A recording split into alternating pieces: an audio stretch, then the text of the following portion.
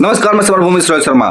कुछ लोग क्रांतिकारी आंदोलन को छोड़कर आ रहे हैं और वो बता रहे हैं कि बदलती हुई परिस्थिति में चुनाव लड़ना ही श्रेयस्कर है। हथियारबंद संघर्ष करना श्रेयस्कर नहीं है क्योंकि परिस्थिति बदल गई है। पिछले कई साल से लगभग देश के अंदर में लगभग 100 साल से कम्युनिस्ट आंदोलन का आंदोलन रहा है और इस आंदोलन में अनेकों दफा ऐसे मौके आए हैं जबकि पूरी पार्टी में डिबेट चली है चुनाव को लेकर। चुनाव के सवाल पर कई बार पार्टी में डिवीजन हुआ है, पार्टी बटी है और यहाँ तक कि सीपीआई से सीपीएम, सीपीएम से लेकर के आपको सीपीआईएमएल और सीपीआईएमएल से लेकर के सीपीआई माओवादी तक का एक सीरीज है।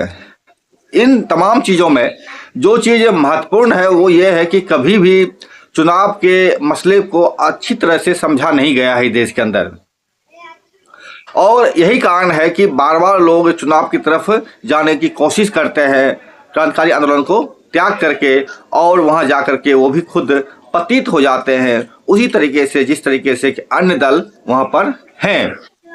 ऐसे में सवाल बार बार उठता है कि आखिर चुनाव को किस तरह से समझा जाए। इसके लिए हम धन्यवाद देना चाहेंगे कांग्रेस के जो पूर्व प्रेसिडेंट रहे हैं या यूं कहें कि आज के जो विपक्ष नेता रहे हैं राहुल गांधी ने चुनाव की पूरी प्रक्रिया को अच्छी तरह से उकेर दिया है और बार बार अच्छी तरह से ये साबित किया है कि चुनाव के माध्यम से कितना कठिन है सत्ता में बदलाव लाना। आप जिस तरह से 10-12 साल से भाजपा की सरकार है ये तो उसको इन्होंने एक्सपोज किया है। इसके पहले की जो सरकार थी कांग्रेस की हो या जिसकी सरकार भी हो वो भी इसी तरीके से चीज़ों को करते थे, लेकिन इतने बारीकी से इतने अच्छी तरह से स्टडी करके चुनाव को पर्दाफाश करने का काम जो है राहुल गांधी ने किया है। और आज के दौर में जो लोग चुनाव की बात करते हैं उनके लिए चुनाव की डगर कितनी भयानक है इसका खुलासा राहुल गांधी बार बार अपने प्रेस कॉन्फ्रेंस के माध्यम से कर रहे हैं।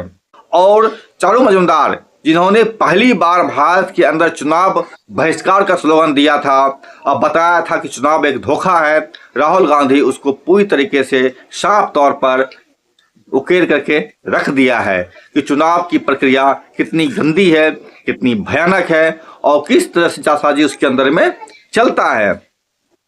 इस देश के आम दलित गरीब पिछड़े जो हैं उनके लिए चुनाव लड़ना कितना ज़्यादा मुश्किल है। यही कारण है कि क्रांतिकारी आंदोलन ही एकमात्र रास्ता दिखता है। यही कारण है कि क्रांतिकारी आंदोलन को छोड़ करके जो लोग आते हैं चुनाव की तरफ वे या तो चुनाव को जानते नहीं हैं या वे इतने पतित हो चुके हैं कि उनको इस चुनाव के माध्यम से कुछ लाभ मिल जाता है, शायद राष्ट्रपति पद का चुनाव में उनको उम्मीदवार बन जाए, फिर भी जो है स्थिति यही की यही रहेगी। निजी स्वार्थ के लिए देश की जनता का अपमान करना, उनके ईमानदारिता, उनके लहू से खिलवाड़ करने वाले ये लोग आजकल सोनू गैंग के नाम से कुख्यात हो चुके हैं। ये लोग किस तरीके से जनता का मजाक उड़ा रहे हैं चुनाव के नाम पर, यह भी देखना चाहिए। हम राहुल गांधी के स्टेटमेंट को बार बार कोट करते हैं और यही कारण करते हैं कि राहुल गांधी ने वह पहला व्यक्ति हैं भारत में जिन्होंने कि चुनाव की विकृतियों को साफ करके उकेर करके सब प्रमाण रख दिया है। उन्होंने एक और दिया है भाषण, स्पीच, जिसमें चुनाव की बात को रखा है। हालांकि इसके पहले हरियाणा चुनाव में जिस तरह से उन्होंने चीज़ को उकेर के रखा है वह तो आप सबने देखा है, मेरे चैनल पर भी अपलोड है, आप उसको भी देख सकते हैं।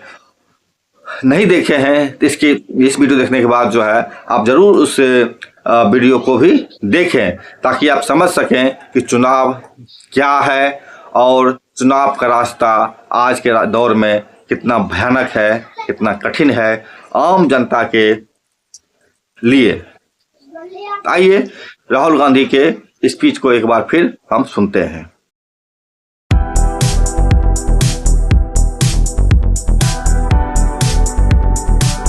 भैया मैंने हरियाणा का प्रेजेंटेशन दिखाया आपको, आप लोग उसको क्यों नहीं उठाते हो?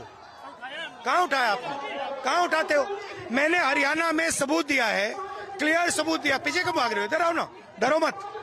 मैंने क्लियर सबूत दिया है कि हरियाणा में 25 लाख वोट से ज्यादा चोरी हुआ है। मैंने 100% प्रूफ दिया है। आप मीडिया के लोग उठाते ही नहीं हो, पता नहीं क्यों डर रहे हो आप लोग। तो वो उठाओ ना पहले आप। राहुल गांधी ने क्या कहा, आइए उसको हम जानते हैं। आप सबका यहां बहुत बहुत स्वागत। अभी पिछली मीटिंग में एक पत्रकार आए मेरे पास, माइक लेके आए और उन्होंने कहा कि आप बिहार के चुनाव के बारे में क्या सोचते हो। और मैंने उनको जवाब दिया, देखिए आप मुझसे बिहार के बारे में पूछ रहे हो, मगर 2-3 दिन पहले मैंने हरियाणा पर प्रेजेंटेशन किया, जहां मैंने देश को दिखाया कि नरेंद्र मोदी, अमित शाह ने, चीफ इलेक्शन कमिश्नर ने हरियाणा का चुनाव चोरी किया है। उसके बारे में आप क्यों नहीं पूछते मुझसे? बिल्कुल चुप हो गया। भाइयों और बहनों, हरियाणा का चुनाव बीजेपी के लोगों ने चोरी किया है। 2 करोड़ वोटर हैं, 25 लाख फर्जी वोटर।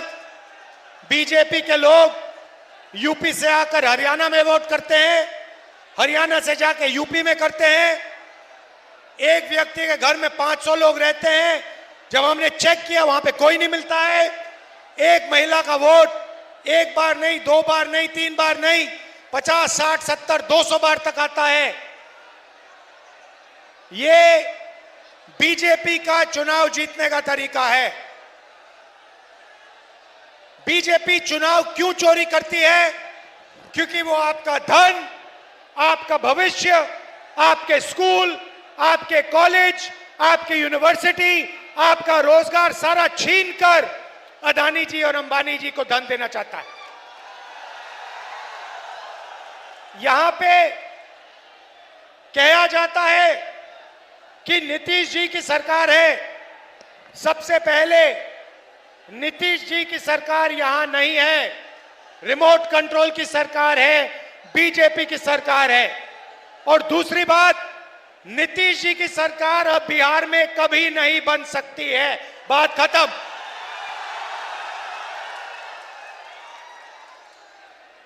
भाइयों और बहनों, आप पूरे देश में जाइए, प्रदेशों में जाइए, लद्दाख जाइए, जम्मू कश्मीर जाइए, अरुणाचल जाइए, कर्नाटक, केरल, तेलंगाना, हैदराबाद, बेंगलोर, पंजाब, हरियाणा, महाराष्ट्र, मुंबई जाइए और देखिए, आपके लोग, बिहार के लोग, हमारे लोग इन सब प्रदेशों में आपको मिलेंगे। क्या करते हुए मिलेंगे? मजदूरी करते हुए मिलेंगे। बड़े बड़े बिजनेस नहीं चलाते, अरबपति नहीं है। देश में अगर मजदूरी की जाती है, पुल बनाया जाता है, रोड हाईवे बनाई जाती है, एयरपोर्ट बनाया जाता है, रेलवे स्टेशन बनाया जाता है, अस्पताल बनाया जाता है, तो बिहार की जनता उस अस्पताल को, उस रेलवे स्टेशन को, उस एयरपोर्ट को बनाती है। बिहार की मेहनत ये सब बनाती है। मगर मैं आपसे सवाल पूछना चाहता हूं, आप कंपनी चलाना चाहते हो, सीईओ बनना चाहते हो, डॉक्टर बनना चाहते हो, इंजीनियर बनना चाहते हो, या फिर आप मजदूरी करना चाहते हो? आप में से कितने लोग मजदूरी करना चाहते हैं? हाथ उठाओ, हाथ उठा के दिखाओ, कितने लोग मजदूर बनना चाहते हैं? अब दिखाओ रोजगार कितने लोगों को चाहिए। ये देखो, ये देखो, बिहार की जनता ने, देखो, बिहार की जनता ने हाथ उठाया, मीडिया का बेंच उठ के गिर गया।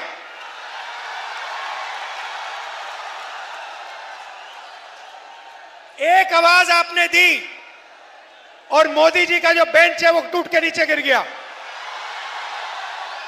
दूसरी आवाज दोगे तो वोट चोर भाग के जाएगा।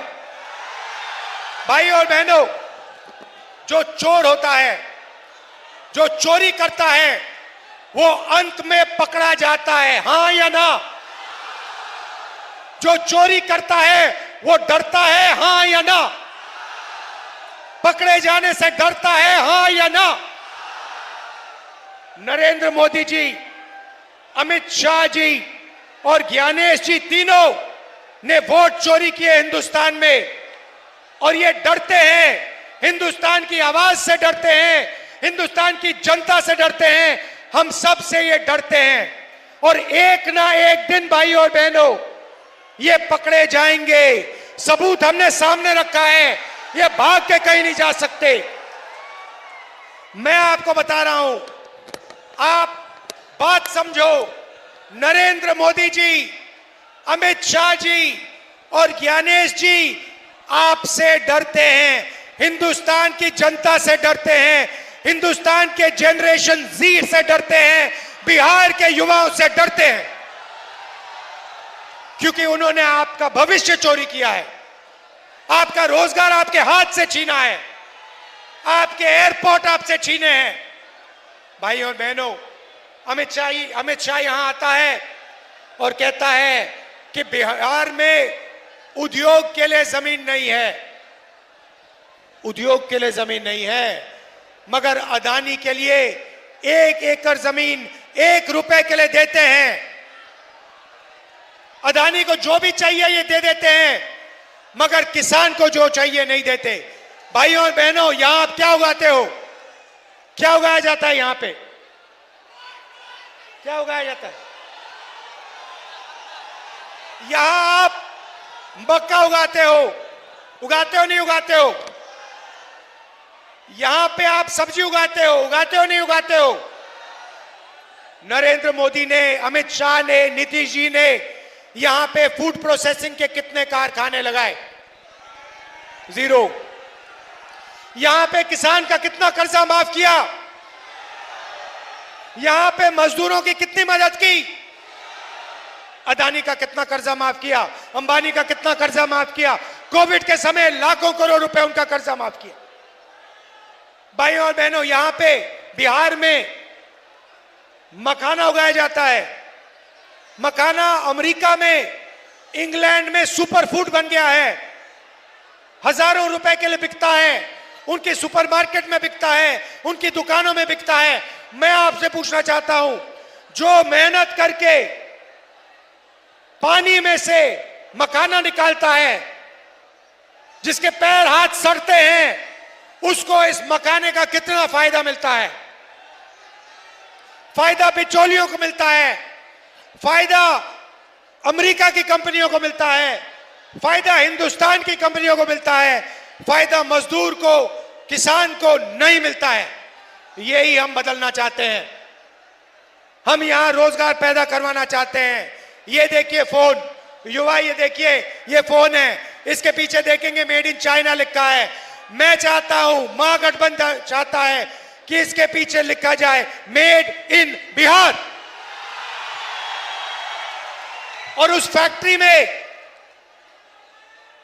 बिहार के युवा सेल फोन बनाएं, कैमरा बनाएं, गाड़ियां बनाएं, शर्ट पैंट उन फैक्ट्री में बनाएं। बिहार का युवा उस फैक्ट्री का मालिक हो, अदानी अंबानी नहीं। बिहार के हजारों युवा ये फैक्ट्रियां चलाएं, उनको उस फैक्ट्री में रोजगार मिले, और बिहार के करोड़ों युवाओं को मेड इन बिहार की फैक्ट्रियों में रोजगार मिले। ऐसा बिहार हम चाहते हैं। भाइयों और बहनों, यहां नालंदा यूनिवर्सिटी हुआ करती थी। हमने पूरी कोशिश की कि हम बिहार को दुनिया की सबसे बेहतरीन यूनिवर्सिटियां दिलवाएं। हमने फिर से नालंदा यूनिवर्सिटी को पैदा करने का काम किया, जब हमारी यूपीए की सरकार थी। नीतीश जी ने और नरेंद्र मोदी ने बंद किया। महागठबंधन शिक्षा का काम शुरू करेगा। College, university, English medium school हम यहां खोलेंगे। मगर मेरा पर्सनल बिहार के युवाओं से एक वायदा है, अच्छी तरह सुन लो। समय हुआ करता था जब चाइना से, जापान से, कोरिया से, इंग्लैंड से, जर्मनी से नालंदा यूनिवर्सिटी में युवा पढ़ाई करने आते थे। बिहार पढ़ाई करने आते थे। राहुल गांधी आपको गारंटी दे रहा है, लिख के रख लो, जैसे ही हिंदुस्तान में इंडिया गठबंधन की सरकार आएगी, वैसे ही दुनिया की सबसे बेहतरीन नालंदा यूनिवर्सिटी बिहार में हम खोलेंगे। भाई और बहनों, ये बिहार की नंबर 1 यूनिवर्सिटी नहीं होगी, ये बाकी देशों की नंबर 1 यूनिवर्सिटी नहीं होगी, ये दुनिया की नंबर 1 बिहार में नालंदा यूनिवर्सिटी जैसी फिर से यूनिवर्सिटी शुरू होगी। और मैं आपको बता रहा हूं बिहार के युवा, आज आप पेपर लीक के जमाने में रह रहे हो। नरेंद्र मोदी, नीतीश ने पेपर लीक के बारे में कुछ नहीं कहा। आपके लोगों ने पटना में धरना दिया, नीतीश जी मिले तक नहीं। मैं आपको बता रहा हूं, कितना भी पैसा लग जाए, कितना भी धन लग जाए, कितने भी रुपए लग जाए, मैं गारंटी करके कह रहा हूं, दुनिया की सबसे बेहतरीन यूनिवर्सिटी दुनिया और बाकी हिंदुस्तान को मैसेज देने के लिए कि बिहार मजदूरी नहीं करेगा, बिहार रोजगार लेगा, बिहार इंडस्ट्री चलाएगा, बिहार मैसेज देने के लिए हम यहां नालंदा यूनिवर्सिटी फिर से खोलने का काम करेंगे। और इसमें बिहार के युवा एक बार फिर दुनिया को मैसेज देंगे। भाई और बहनों, नरेंद्र मोदी आए, आपको कहा कि हमने आपका डेटा बहुत कम कीमत का कर दिया है, बहुत सस्ता डेटा मिलता है। भाई और बहनों, सबसे पहले जब आप इंस्टाग्राम पे जाते हो, फेसबुक पे जाते हो, तो फायदा किसका होता है? पैसे किसके जेब में जाता है? अदानी, जियो के जेब में जाता है। तो सबसे पहले नरेंद्र मोदी ने जियो को, ऐसे लोगों को पैसा देने का काम किया। मजे की बात सुनिए, पहले ड्रग्स हुआ करते थे, पहले शराब हुआ करती थी, अब 21वीं सदी का नया नशा है इंस्टाग्राम, फेसबुक, व्हाट्सएप। इस पे जितना समय आपको बर्बाद करना है आप कर सकते हो। आपका ध्यान इधर उधर जाएगा, वीडियो में जाएगा, फेसबुक में जाएगा, इंस्टाग्राम में जाएगा। इसीलिए नरेंद्र मोदी आपको सस्ता डेटा देना चाहते हैं कि आप सच्चे सवाल ना पूछो।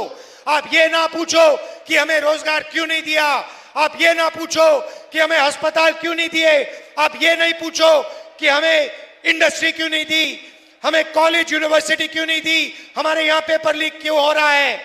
ये सवाल ना पूछो, इसलिए नरेंद्र मोदी जी ने आपको सस्ता डेटा दिया है।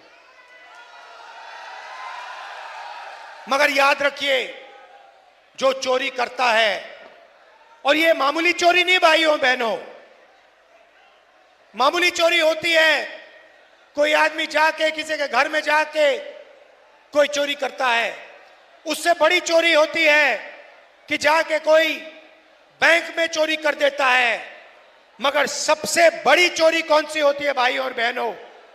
जो सबसे बड़ी चोरी होती है, भारत माता से चोरी सबसे बड़ी चोरी होती है।